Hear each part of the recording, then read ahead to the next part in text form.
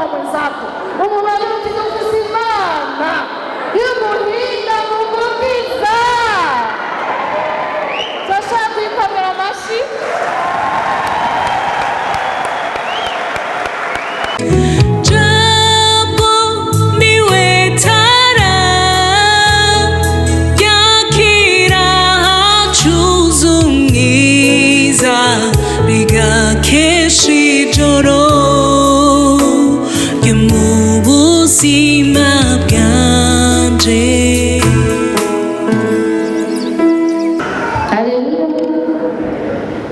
Twandikira ijambo ry'umutwe rivuga ngo Imana ntigomba ko hagira n'umwe apfa bubi. Tuvuge amen. Haleluya. Hamwe naje umutima waje muri Mose igihe yamubwira ati Mose, aba bantu barangararetse, ndeka rero ndabamare ndabakureho nce ndema muri wewe irindi hanga rishasha. Nimwiyumvire umutima Mose yagize. Yiyumviriye ko Imana abantu bose Mose yari afise bari kumwe nawe igira ibakureho, kandi Imana yarerekanye urwango yanyikiye igihe bagendana n'Imana Abisirayeli, hanyuma bakagerageza kuyigarariza.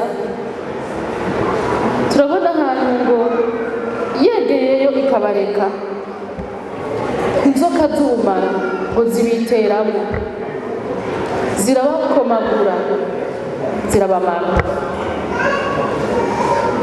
ariko bagira umutima uciye bugufi.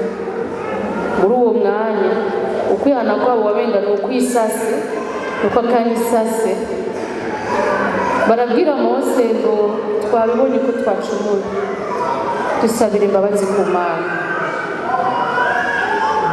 Imana iramubwira ngo genda ucure umuringa umeze nk'imwe muri izo nzoka, uwumanike hejuru, umuntu niyakomorwa acaza awurangamize arakira. Bibiliya ivuga ngo nuko ubigize wese arakira. N'ijambo ry'Imana tubona muri Yohana 3, umuntu w'Imana Nikodemo yarabona ibyo Yesu ariko arakora ko bikomeye, ariko idini ryari rimugoye. Yaratinya ko abanyedini b'iwabo bahava baza kumubwira ibindi bintu, bahava baza kumugirira nabi hamwe ukurikira Yesu kumugaragara. Aca agenda bwije bubibiriye aja gusiguza Yesu, tiwe ibyo byose we biraboneka ko umuntu w'Imana. Mbarira none nokora iki ngo nkire? Nokora iki ngo ndonke ubwami bw'Imana, nze ninjire mu bwami bw'Imana? Biratangaje, ariko kandi Imana yahabwa icyubahiro ko yahaye abantu ako kenge, yahaye akenge abantu. Kuko Nikodemu yariko arasaza, niko tubibwirwa. Nikodemu yarakuze, ariko nibaza ko Imana yamufashije kwibaza ati none Nikodemu uhejeje kubaho bica bigenda gute? Yumva arakeneye kwinjira mu bwami bw'Imana. Inyuma yo kubaho yumva arakeneye ahandi hantu azoba, apana azopfira ahubwo azoba asiguje Yesu. Gutyo nokora iki kugira ngo nze ndagwe ubwami bw'Imana? Nokora iki kugira nze ninjire mu ijuru? Yesu yamubwiye mu majambo menshi, yamubwiye ati Nikodemo, ntibikunda umuntu atavutse ubugira kabiri ntashobora kubona ubwami bw'Imana. Nikodemo aramubaza ati none nanje ko nshaje byokunda gute ko nsubira mu nda ya mama nkavuka? Nawe aramubwira ati Nikodemo, ikivyawe n'umubiri naco n'umubiri, ikivyawe n'impwemu naco n'impwemu. yababwiye yuko mukwiye kuvuka ubwa kabiri. jewe amajambo ndakubwira ni impwemu n'ubugingo. umuntu natavyagwa n'amazi na mpwemu ntashobora kuronka ubugingo budashira. Yesu abandanya kumusigurira ati kwa kundi inzoka yamanikwa mu bugaragwa ni ku mwana w'umuntu akwiye kumanikwa kugira ngo umwizeye wese ntazopfe rubi ariko ahabwe ubugingo budashira. Haleluya! Imana ihabwa icubahiro. Yesu abandanya kumusigurira ati kuko urukundo Imana yakunze abari mu isi rwatumye itanga umwana wayo w'ikinege ngo umwizera aho ka wese ndagashaka ngo umwizera aleluya ahabwa ubugingo budashira. Imana ihabwa icubahiro cyane. Ubwo butumwa bwiza dufise niyo nkuru nziza yakijije ubuzima bwacu, yuko kwizera Yesu ushobora kudukiza uruboyi rw'urupfu.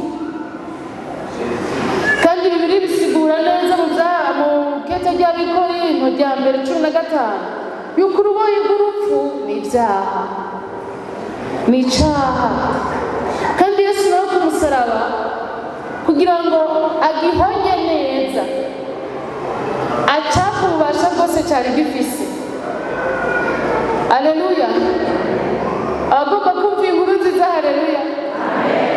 kugira ngo acice neza ubwo buboyi, abwice neza, icyatera urupfu agikureho neza.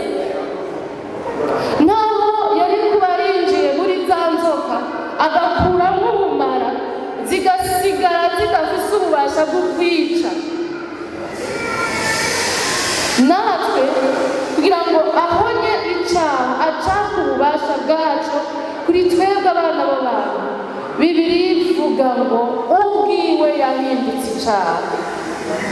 Ntiyabaye umunyabyaha, ntiyakoze ibyaha, ahubwo yemeye ibyaha by'abanyabyaha byose babimurundako, arabyikorera. hanyuma igihano uwo ari we wese muri twebwe yoberwa guhabwa cyangwa kirengeye icyo yohabwa acishirako. uwe nyene ngo acaja ku musaraba, uwe nyene yitwa icyaha, apana umunyabyaha, icyaha. ijambo ry'Imana ritubwira ngo ubwiwe yahindutse icyaha, acaraja ku musaraba, bararamba bagira ngo babamzewe, ariko bari bahejeje kubamba uruboyi rw'urupfu. Imana y'umuhinga mpera akayaga uri hafi yawe k'ingufu tidufise Imana y'umuhinga mu gukiza. Haleluya! oyaye ndabasabe uwuvyumva bari wabigira umuntu yumva ubuhinga bw'Imana, mpera akayaga ushika mkono wa mwenzako umubare uti dufise Imana y'umuhinga mu gukiza. turashaka kuyikomera amashyi.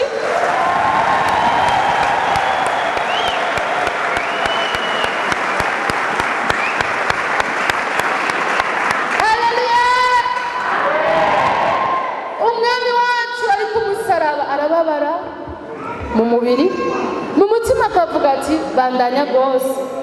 urazi ikivyerekana ngo baramuhaye, ariko aravuga ati tata umebeshejwe n'iki. baca baragenda ngo bakoza ipampa mu nkarisha, baca baramudugiriza kw'irenga, baduza ku giti abambwe ko ngo anunuze ufite bamudroge apfa atabyumva. naho ariko arababara, ntiyemeye kwidroga, ntiyemeye yuko bamutera akanesezi gatoya ngo hanyuma areke kumviriza ububabare yategerezwa kumviriza.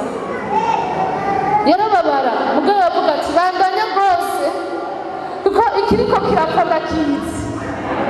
Haleluya, bandanya rwose ikiriko kirahona ndakizi. Shishikara, ndababaye yego mugabo ikiriko kirapfa ndakizi. Razi bari hamwe icubahiro, babandanije bashitse ku musozo, nawe nyene aramenya ati nta kindi bakora, naye amagufa biteguye kuvuna abantu je ntibaza kuyamvuna, n'ibindi byose biteguye gukora ubu ntibakibikoze. Aca arasemerera ati byose birarangiye. Haleluya,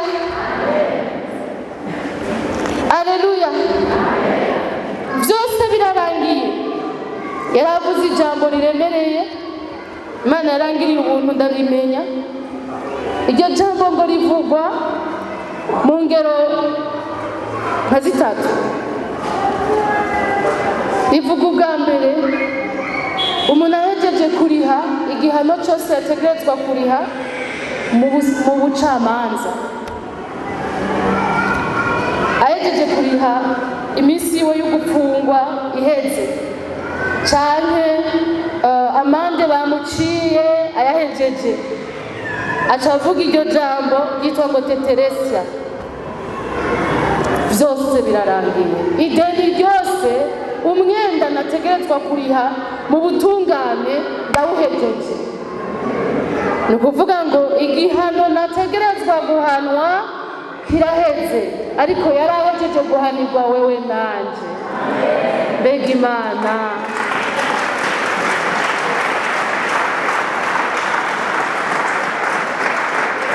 Haleluya.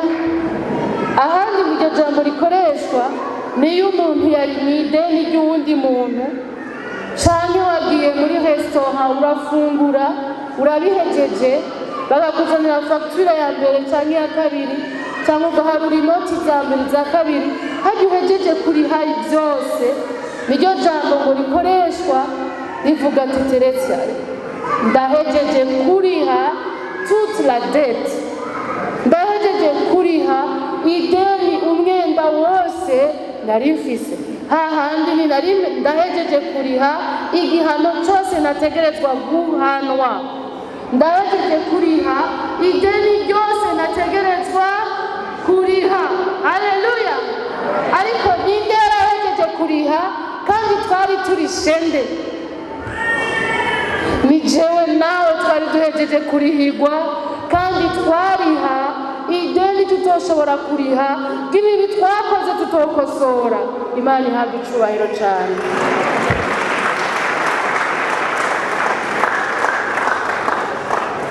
Naryoherewe imbabazi z'Imana, ariko kandi igihe cyose zirandengera, kuko jewe kumbabarira zizonyine numva ari ibintu binini. Ubwo Imana ica yongera ko iruhande yo kukubabarira ikakubohora kugira ngo ntuzubibandanye. Ntibigarukira inyuma yo kukubabarira ikongera ikakubohora, ica yongera ko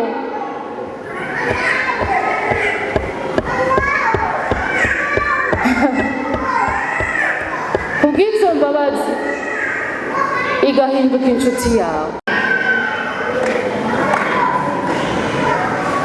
Ntibigarukiraho. Si inshuti uzoza urarungikira imizigo mu Burundi uri muri Amerika. Izo mbabazi zigera ku rugero rwaho ivuga ngo kububa hiyo nanje mbaha ntibimpagije.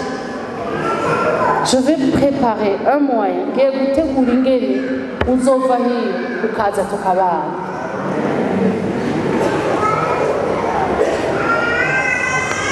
Birarenze kumenya kwacu,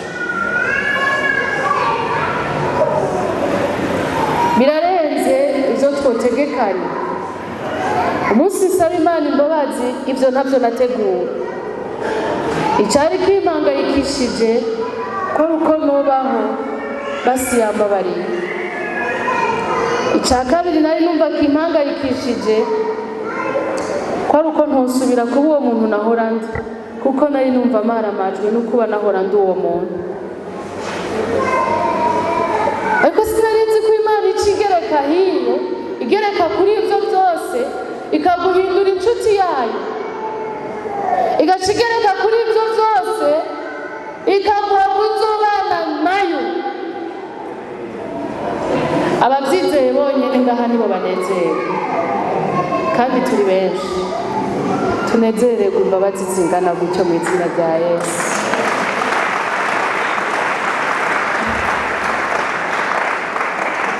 Turasoma aya majambo yo muri Matayo 18. Matayo 18 umurongo wa 11 kugeza ku wa 14.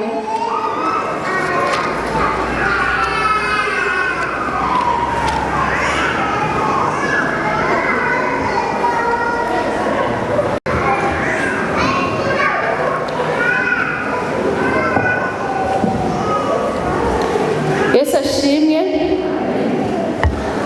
Ijambo ry'Imana ritubwira ngo kandi umwana w'umuntu yaje gukiza icyari cyazimiye.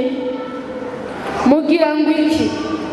Umuntu afise intama 100, imwe yozimira niyosiga zimwe 99 akagenda mu misozi kurondera iyazimiye.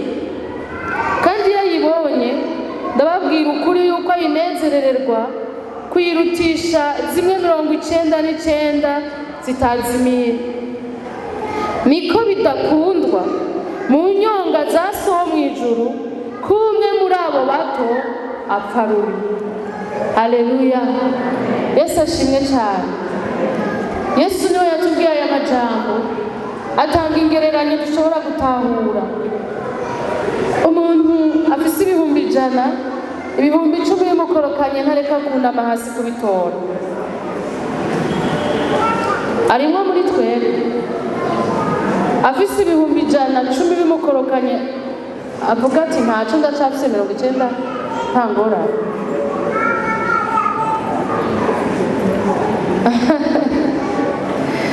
Basi umuntu afise nk'ijana, afise inka 10, tubizane ku ngero yo hasi, imwe yovamwo acavuga ati ntangora ndasigaranye 9. Iyo nishakiye rero arimwe muri twebwe. Imana abantu bayo, abantu yaremye n'itunga ryayo. Haleluya. Wewe naho wabona ari benshi, benshi kuri twebwe kuko dukoresha ibiharuro byacu. Mugabo ku Mana ya yindi iharura igitigiri c'umushatsi wacu. Haleluya. Kandi ngo yitwararika kugira ngo ntihagire n'agashatsi kacu gakorokera hasi itabizi. Kuri yo gutakaza umuntu umwe n'ibara. Kuri yo guhomba umuntu umwe muri bo n'uruhombo rukomeye, kuko nta muntu n'umwe wisanganya kuri yo, nta muntu n'umwe wakarenzeko, nta muntu n'umwe w'inyongezo kuba yaremye. Mugabo umwe wese mu bo yaremye imugomba ko ikigomba kubasigaye bose. Nuko uwo muntu aronka ukubaho kwiza kandi gutangaje uko yateguriye abo yaremye. Kandi ku muvyeyi afise umutima wagutse, mu bana 10 umwe avuyemwo, nibaza yuko atoreka kurira. Kandi igituma arira, kandi arira hariho abantu baba bariko bararira, mugabo igituma arira nuko ari nyenewe. Rero Imana yacu niyo muremyi w'ijuru n'isi, kandi niyo muremyi wacu. N'umubabaro kuri yo kumva ko hariho umwe byinshi muri ino si mugabo azopfa rubi. Ngomba kuvuga gatoya kuri iri jambo ryitwa gupfa rubi. Mbega gupfa rubi ni iki? Icyo bikora hano Yesu avuga ngo ntagomba kuhagira n'umwe apfa rubi. Abahejeje kwerekana ngo gupfa rubi birabaho. Shengero ry'Imana, gupfa rubi birabaho, kandi ibyo benshi ntibabyirengagiza. Turi mu gihugu tumaze kumva ubutumwa bwiza bwinshi, ariko turakeneye kubyumva mu mitima yacu ko Imana ari inyakuri. Imana ntibesha. Yavuze ko hari ubugingo budashira, yongera ivuga ko hariho gupfa rubi. Ubwo gupfa rubi, igihe Yesu yagendera Yohana yaramwishuriye. Yohana ngo abona intebe nini ya yera, abona n'iyivyagiyeko, ngo bona isi n'ijuru bihunga mu nyonga hayo, aho vyahora ntihaba hakiboneka. Ngo bona abapfuye, abahambaye n'aboroshe, hanyuma kandi ngo bari bahagaze imbere y'iyo ntebe. Ibitabo birazingururwa, kandi ikindi gitabo ngo kirazingururwa, ngo nicyo gitabo cy'ubugingo. Ngo abapfuye bacirwa imanza z'ibyanditswe muri ibyo bitabo zikwiranye n'ibyo bakoze. Hanyuma ngo ikiyaga kigarukana abapfuye bo muri cyo, urupfu n'ikuzimu bigarukana abapfuye bo muri byo, bacirwa imanza zikwiranye n'ibyo umuntu wese yakoze. Rupfu na kuzimu baterwa muri cya kiyaga cyaka umuriro. Icyo kiyaga cyaka umuriro nicyo rupfu rwa kabiri.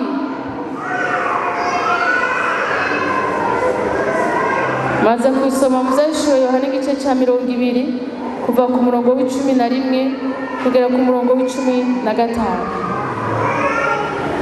Icyo kiyaga cyaka umuriro nicyo rupfu rwa kabiri.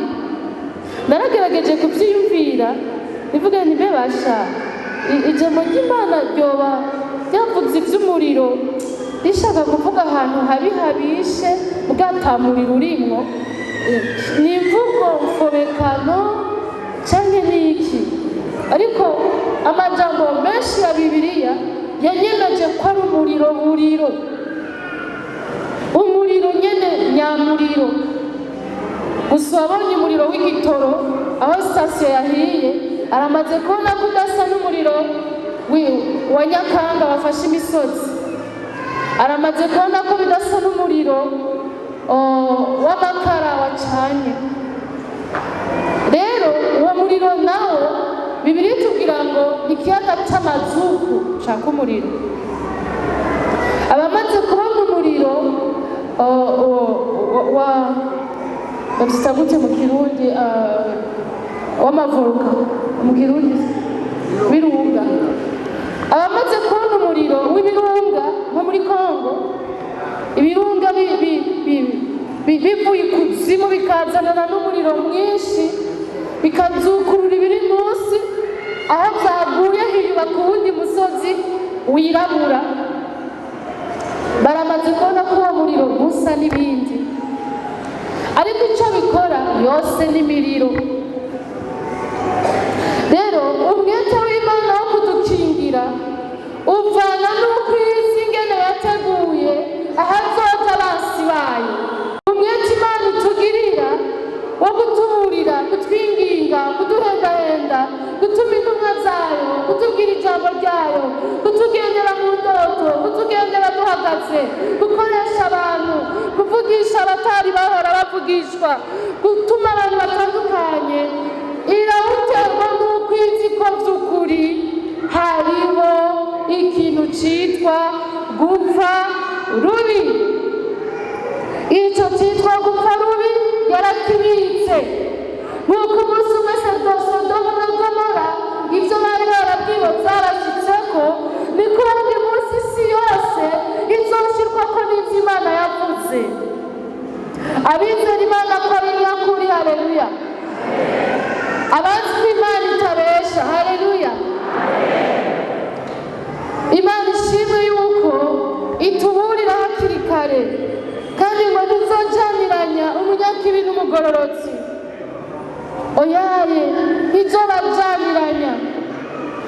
izobafatira hamwe, izobatandukanya.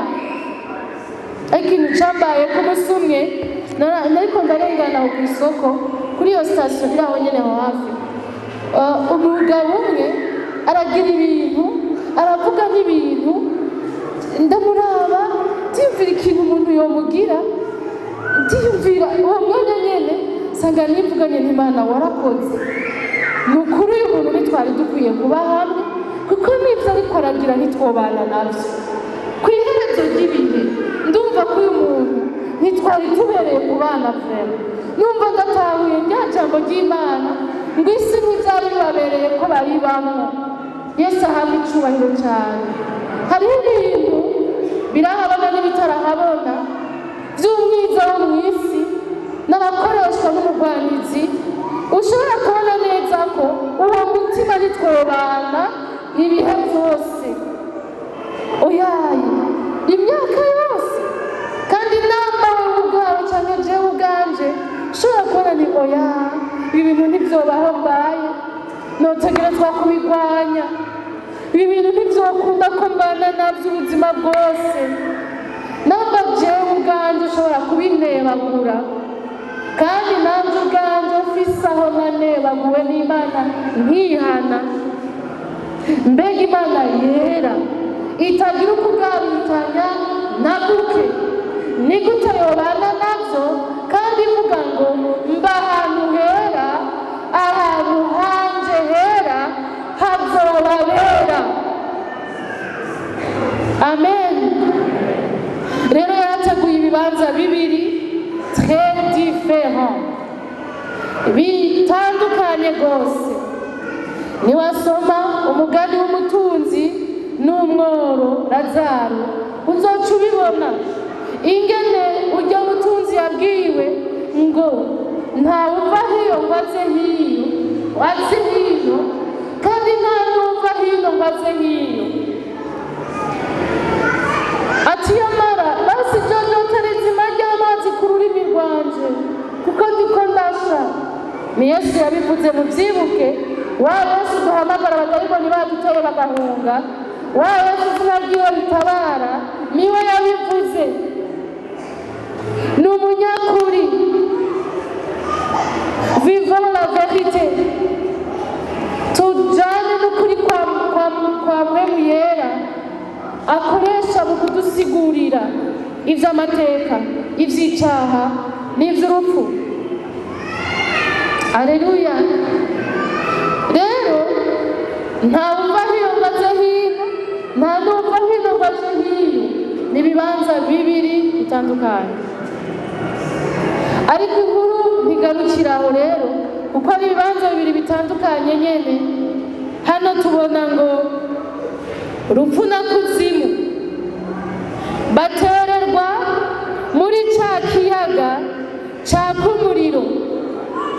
Ico kiyaga caka umuriro nico rupfu rwa kabiri. Umurongo ukurikira urateye ubwoba, ni uwa 15. Kandi umuntu wese atabonetse ko yanditswe muri ca gitabo c'ubugingo atererwa muri ico kiyaga caka umuriro. Umviriza rero, nticaka umuriro vyonyene, camaze gutererwamwo urupfu, camaze gutererwamwo kuzimu. None n'uwundi nawe yasugiye ngo budashira, ntiyiyandikishe ngo abane n'Imana mw'ijuru, nawe ngo naje kubana n'ivyo. Nshuti, Bibiliya iravuga ngo ntimunezerwe ko impwemu mbi zibumvira, munezerwe ko amazina yanyu yanditswe mu gitabo co mw'ijuru. Si ijambo rigabanya umunezero w'uko impwemu mbi zahunze, ahubwo ni ijambo rigwiza umunezero y'uko iruhande y'uko impwemu mbi zitwumvira dufise ubugingo budashira ku Mana, twabikiwe ubugingo budashira ku Mana. Yemwe abizeye Yesu Kristo tubimenye, ni ivy'ukuri turafise ubugingo budashira. Imana itubikiye ubugingo budashira. Mwandikisha amazina yanyu mu gitabo c'ubugingo, mubeho n'abanzi ko babwira zigwa, amen, ziragabanuka kubera iby'ubugingo budashira bisaba kubyemeresha imwemu, ntibisaba kubyemeresha ibiharuro byo mu ishuri. Hajya mu kete rya kabiri rya Petero mu gice cya 3 mu murongo w'9 uhereye no haruguru hatubwira ngo ntimumere nka babandi bavuga ngo Imana iratebeje isezerano. Imana ntitebeje isezerano nk'uko bamwe biyumvira kwiritevya, ariko yihanganiye mwebwe, ntigomba ko hagira abahona, ariko igomba ko bose bihana. Nagira ngo mwumve muri rino jambo, Imana yerekana ubugombe bwayo, ikerekana n'ibyo itagomba. Iri jambo ry'umutwe ryerekana ko itagomba ko dupfa, ariko igaca yerekana muri ayo majambo ngo igomba ko bose bihana. Amen. Igomba ko bose bihana. Ikete rya kabiri rya Petero igice cya 3 umurongo w'9 muhandike. Yesu ashimwe cyane. Haleluya. Yesu ashimwe. Haleluya. Imana igomba ko bose bihana.